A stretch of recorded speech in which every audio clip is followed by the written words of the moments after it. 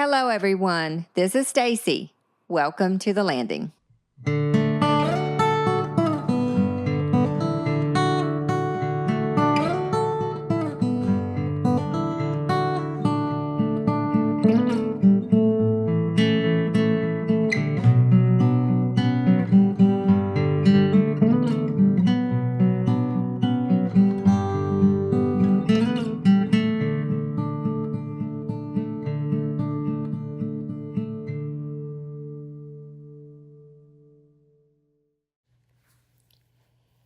If you loved the first part of my conversation with the Huckleberry Mudflap, you're in for a treat today. In part 2 of our special reunion interview, the guys keep the laughter rolling as they dive in even deeper into their stories, memories, and the music that has shaped their journey. The brotherly bond they share is as strong as ever, and their passion for making music together shines through in every word. This second half is just as fun, heartfelt, and full of surprises. So let's jump right back in with the Huckleberry Mudflap. And yes, there is another musical surprise at the end. Well, now, it's been fun hearing the names of these places that you've said, but tell us about some of the experiences of some of the places or some of the folks that you crossed paths with. Just tell us some stories now. In Canada. Guess who? What? In Canada, where we played, remember they wanted a band to play. Was it ELO or or was it Guess Who, wasn't it? It was ELO. ELO, yeah. Wow. Yeah. They had all kind of cellos. Oh yeah, that was ELO. Yeah. Electric Light Orchestra. Yeah. Wow. That was before anybody had heard of it. Local band, said. That's amazing. Played with Al Wilson. At the Big Surf. At the Big Surf. Played with him at Tesla's. If you remember, on our way to work one morning down a path alongside a lake, a tender-hearted woman found a poor half-frozen snake. It was a song called "The Snake" that Al Wilson wrote. Well, Johnny Rivers wrote the song, but Al Wilson they recorded it at Johnny's studio. and recorded it. Okay. And we were the first band They ever played that. to ever play that song live once it was recorded. Really? Oh, yeah. And that was at Fayetteville. When Al at the Wilson Pink come into Pussycat. Fayetteville. Pink Pussycat. Yeah. Tell that story.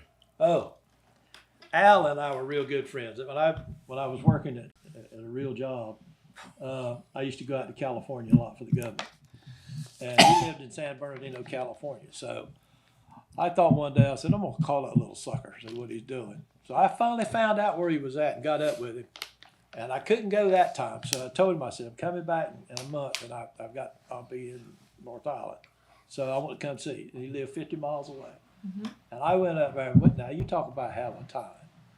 He was about 4'11", weighed about 85 pounds, soaking dripping wet.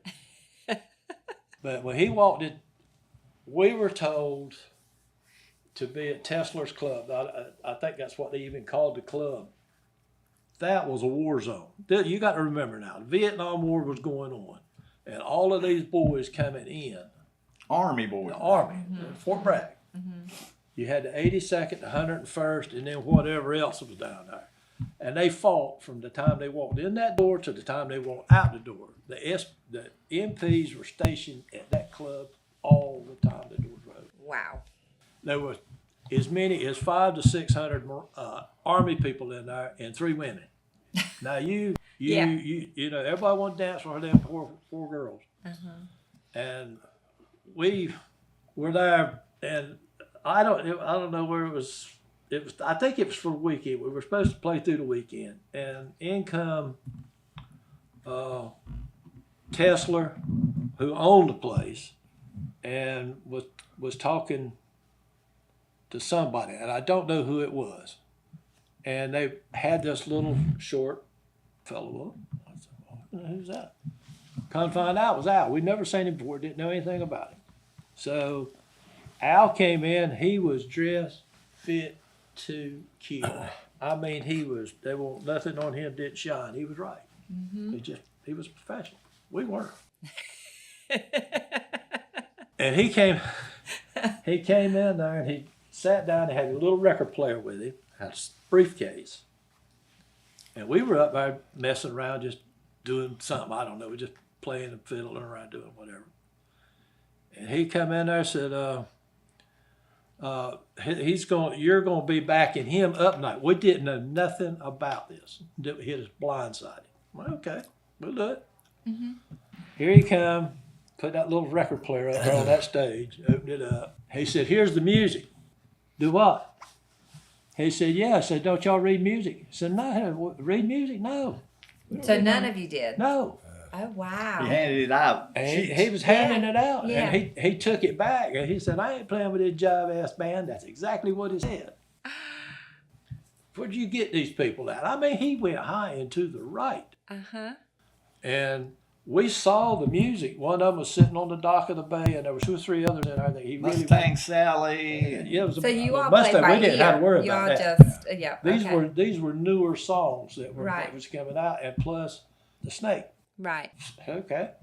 So while he went in to Tesla's office Mad. a man wanted a word for it. He was calling his manager. He either wanted a band or he wanted his money, and he was going back to California. Oh, wow. That's just the way it worked. Uh-huh.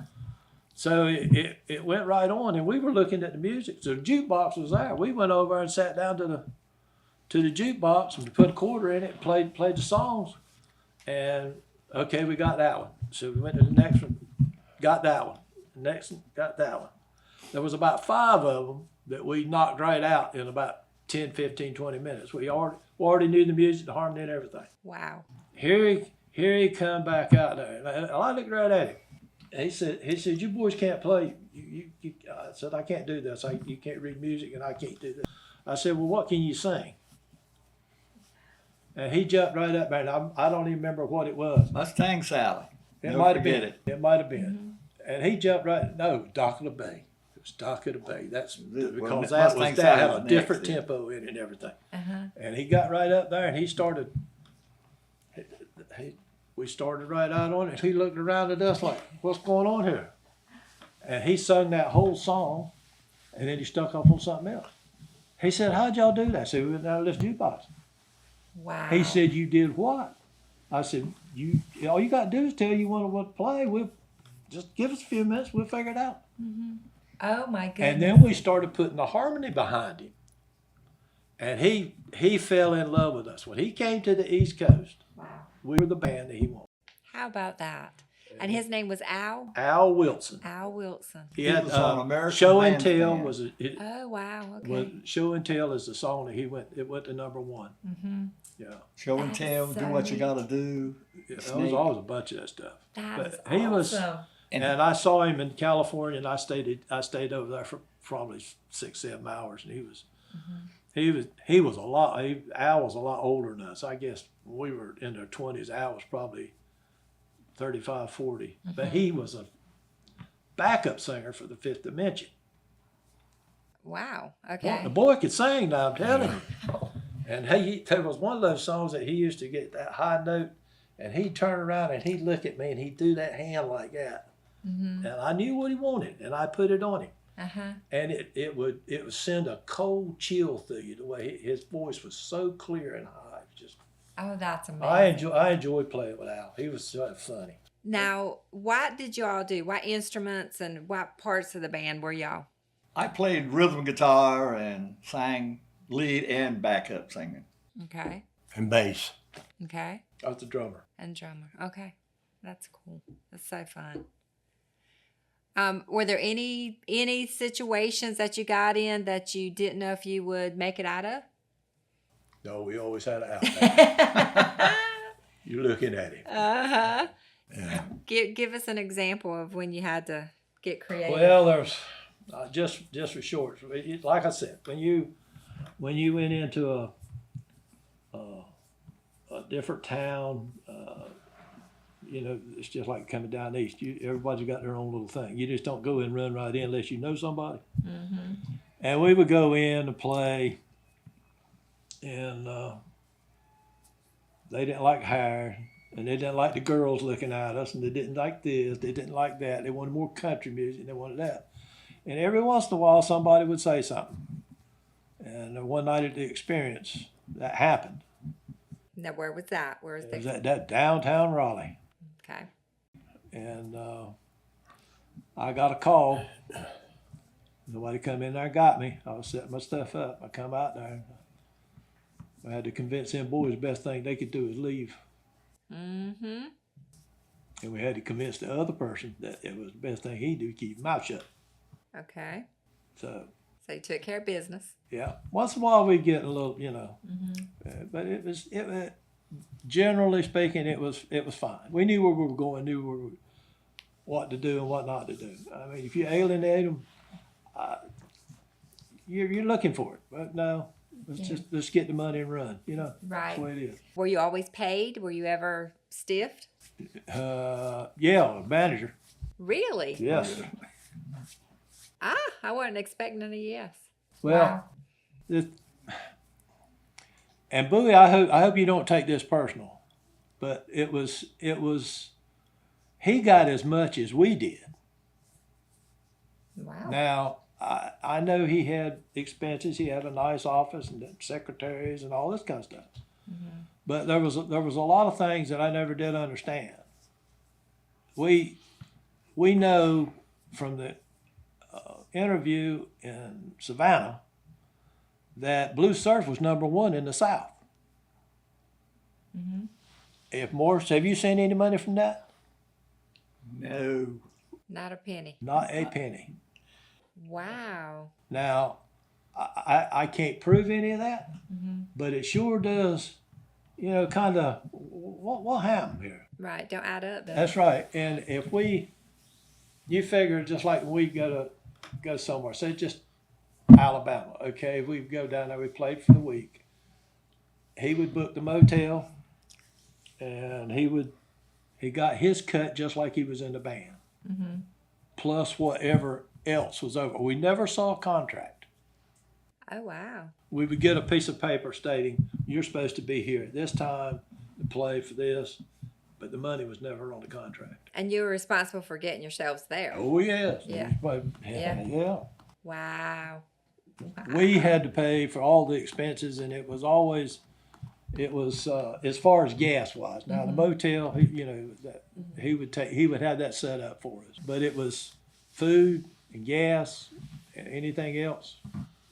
Came out of your pay. That's right. So if we made $125 that week, he got $125, but we never knew what the total price was. If he was getting $2,000 a week for us, we never knew. Right.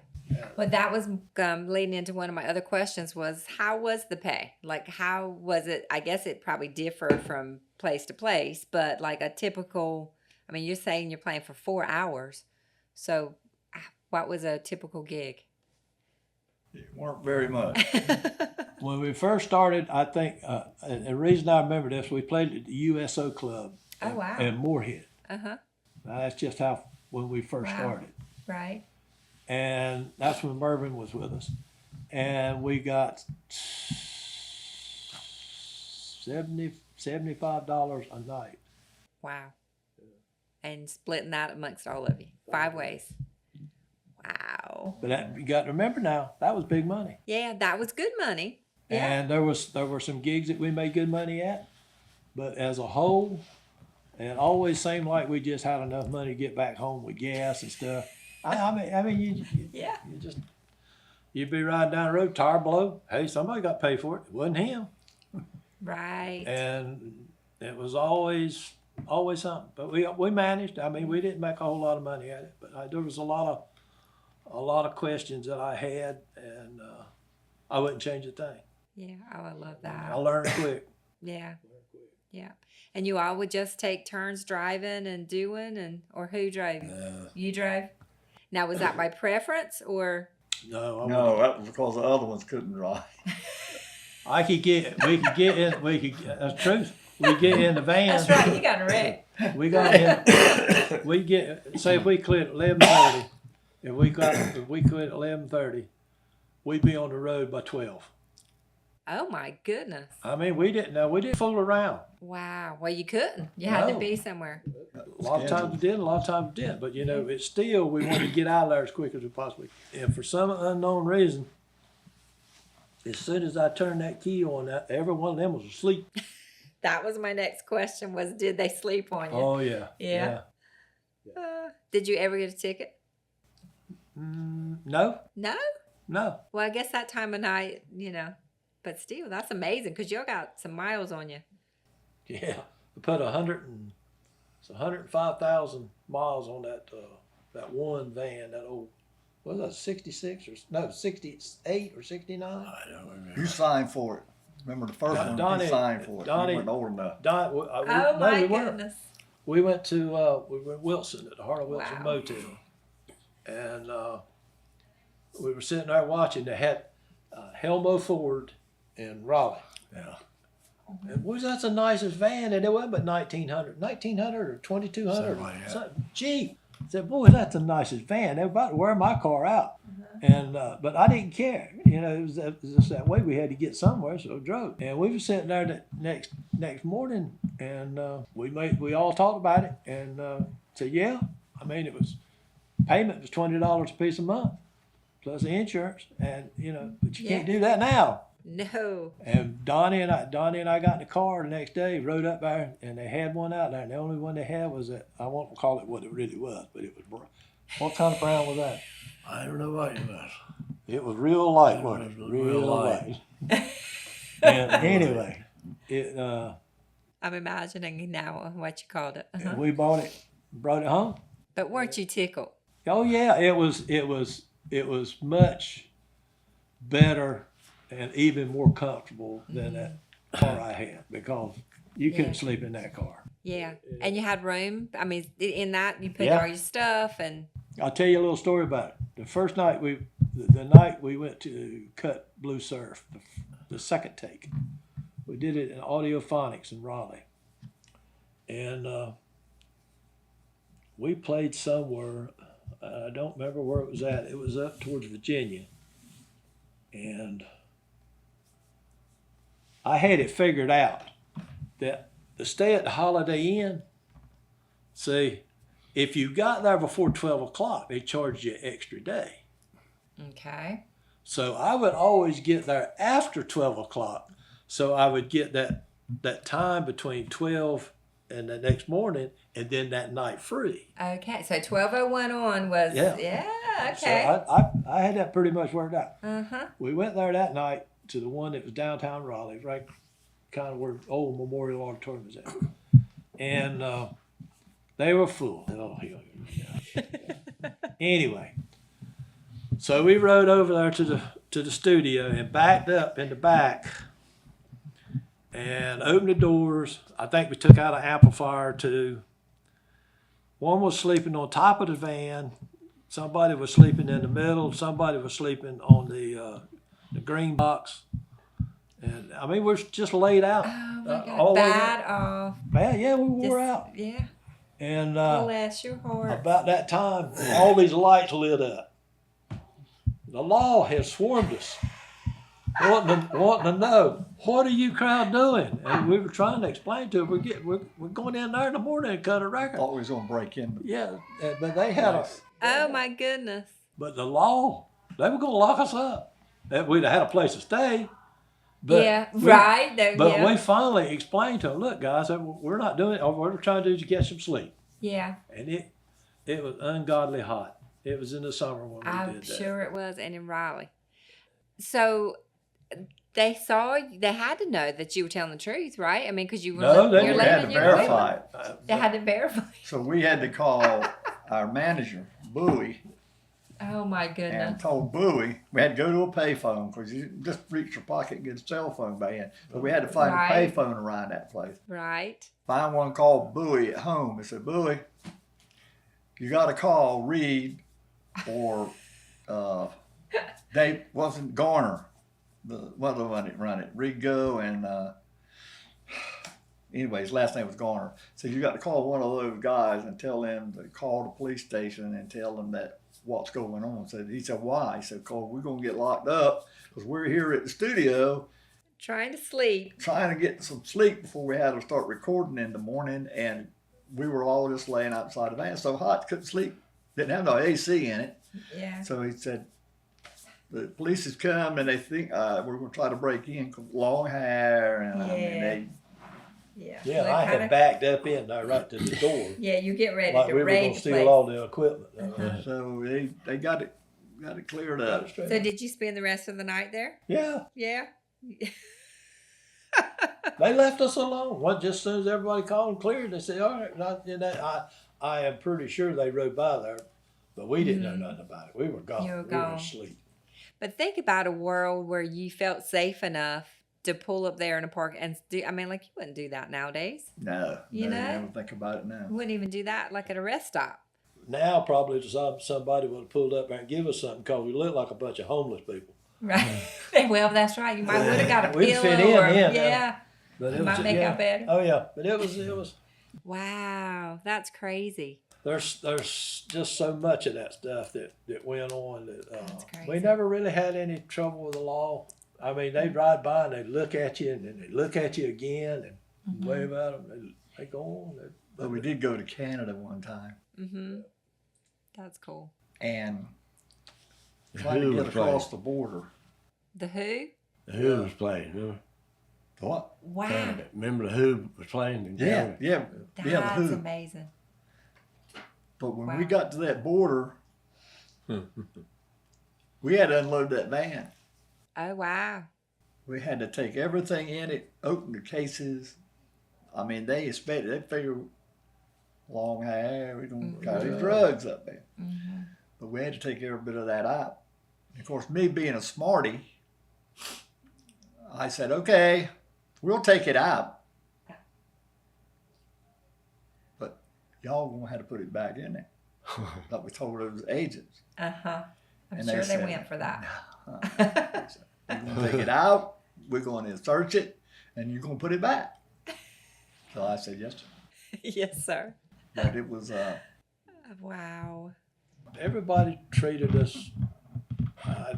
I can't say there's some places that we played at that I know that you were within an inch of your life at any time in there. Wow.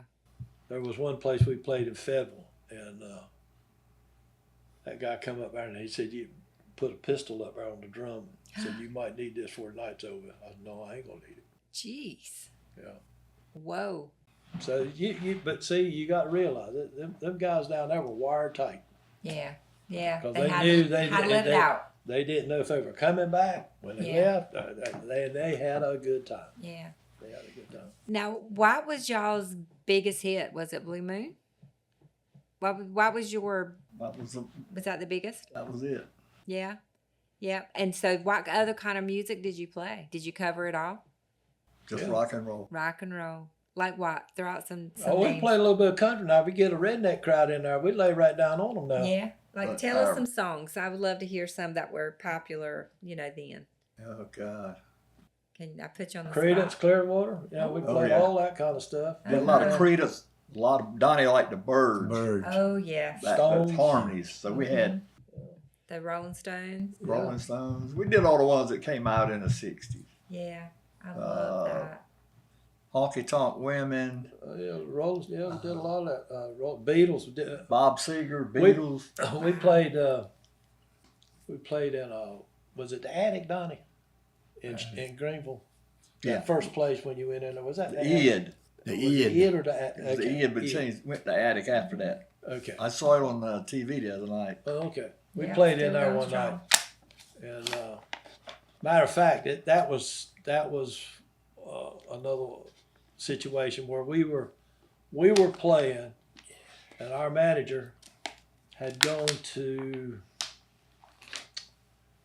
I don't know where he was, in Chicago or he was in New York, and he was trying to sell that record to Kama Sutra Records and not buy it. And that we thought we were in that time and off again, but it didn't work. But we went down to where the restaurant was at, and we could play anything the Beatles could play as good or better than they could. It seemed like, and it was just a knack. And Right. I say that with respect, and it was just natural to play it because that's what we grew up with. Right. And there was people in that, and it was sitting down, and we were sat down to the table, sitting there eating. They said, The Beatles is upstairs. I'll never forgot that. Oh, wow. What a compliment. It was, and I mean, the harmony was right, the music was right, and it was. And we even learned the songs that had a crack in the record. Had a scratch. Had a scratch in the learned record. that and put it in there. And you know what that does to a record when it's playing? It's Oh, got- yes. Yeah. And you can learn that, put that in the thing. Oh, my goodness. That's awesome. They said we sounded too good, too much harmony. Yeah. Uh-huh. Wow. Well, guys, before we end, is there anything that you want to share that you haven't, or any memories that you want to share, or things you want to say to each other? I'd just like to say that in light of all the things that's taken place at the Mudflap when it ended in 1970, I would love one more time to get Jimmy, Donnie, and I to do something like this. Mm-hmm. I would love that. Because I know so many times that it's like in May, I had a heart attack. And God just didn't want to take me that day, and I'm still here. And I told Jimmy and Donnie that. I said, look, all we want to do is just get together and play Blue Surf, or let's play a couple of tunes that we played back in the day. Mm-hmm. I mean, even the Eagles got back together for a while. Yes, they did. I mean, Seems like everybody's doing that nowadays. everybody's coming back. The last few concerts we've been to have been people that I grew up with. You know, it's fun to hear. It's amazing how it revisit. happens. I know we played with the Box Tops. They had a song out called "The Letter" back in the '60s, and we played with them. And one night in Raleigh, Bill Cunningham was the bass player, and he said, "Morris says I'm hungry. Is there anywhere to eat?" I said, "Yeah, we go to the bus station in Raleigh. That's always open." Mm-hmm. So we went in there. Of course, I had long hair, and we sat to the table, and they wouldn't wait on us. Oh my goodness. And You don't finally know. a waitress went by, and I grabbed her. I said, "Ma'am," I said, "we've been sitting here for about 15, 20 minutes, and we want something to eat." She said, "Well, I had to get the manager to come over." I said, "Okay, I don't care who comes, just let somebody want something to eat." Yeah. Well, the manager came over and said, "You boys got to leave." And we said, "Well, why do we have to leave? We haven't done anything." Mm-hmm. He said, "We don't allow long-haired boys in here." Oh my goodness. So I said, "We've got to leave because we got long hair. But our money's just as green as anybody else's." Right. Well, that upset Bill, the Box Top bass player. Mm-hmm. And he talked to him, and he said, "You ever heard of a song by the Box Tops?" He said, "Yeah, I've heard of the Box Tops." He said, "The Letter." He said, "Yeah." I said, "I like that song. Give me a ticket for..." He said, "Well, I'm the bass player for that group." Mm-hmm. And the manager's whole everything changed when he found out that he was somebody. Oh my goodness. And he said, "Well, let's send the waitress back over." Bill said, "Nah, forget it." He said, "I ain't gonna eat the place like this." And Wow. we got up and walked out. But it's funny how people would do things like that. Would judge you. Wow. But I would just love to get together with the boys again one more time. Mm-hmm. We went up and down the road many times. We have been through played a lot of something. music. And we've always stuck together. We don't get along half the time, but that's Like normal. brothers. That's it. what brothers do. I mean, if I don't talk to him for 6 months, if something happened to him, he knows where I'm at. Mm-hmm. He knows where I'm at. I know where they're at. Right. I've trusted them with my life. Yep.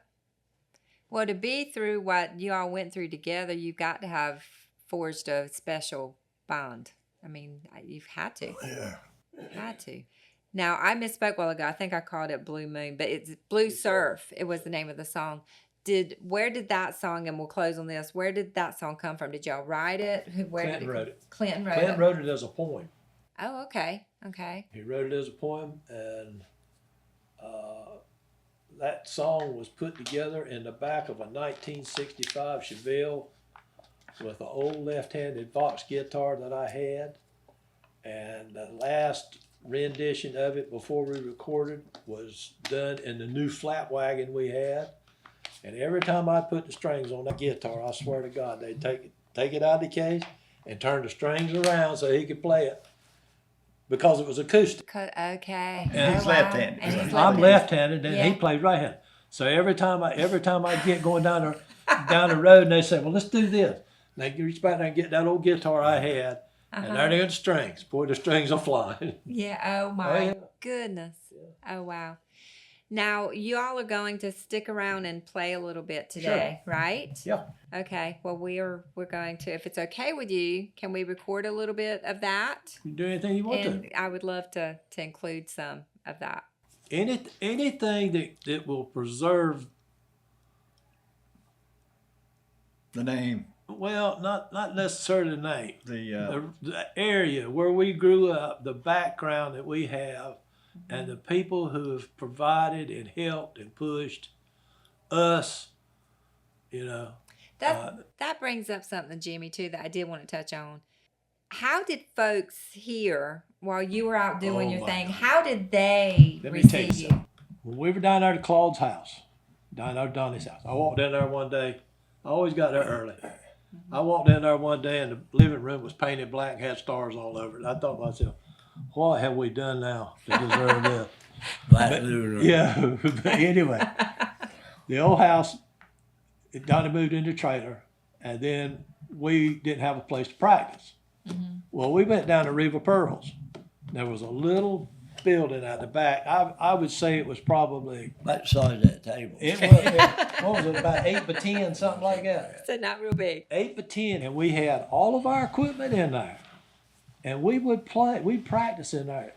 And we'd practice for about 2 hours to go open the door. There'd be 75 or 80 people standing out in the yard. Lily, all that old crowd. I got goosebumps. That's awesome. Yeah. cars that- parked up down both sides Yeah, of the road. both sides of the road People listening was to sitting in the us. car and listening.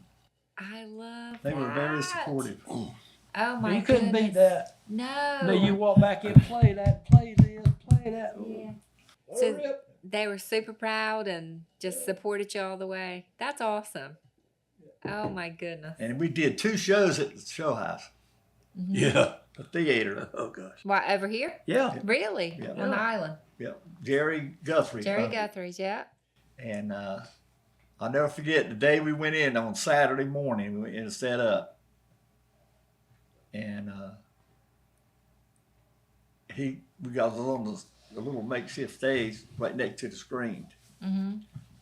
And he said, "Boys," says, "I'm going to tell you," says, "please don't knock a hole in that screen." He said, "because there's not another one in the world." Right. Said that screen is so old. You're right. There's not another. Yeah. They get another white sheet and put up there. Yeah. Right. Like the one they had to Atlantic. There you when go. the screen got messed up, it showed a piece of white canvas in it. And it worked. It worked. And it worked. We didn't know no better. No. Well, I have enjoyed this like too much. I've grinned and laughed, and I just appreciate you sharing your memories with us. And I was glad to be a part of preserving your story.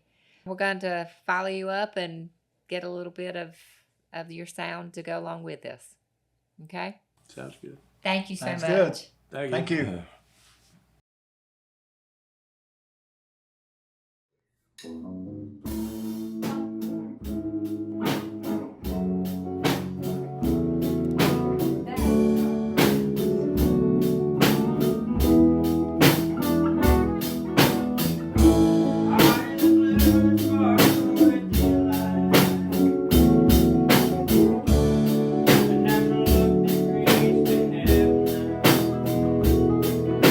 Sometimes I feel I have neglected her.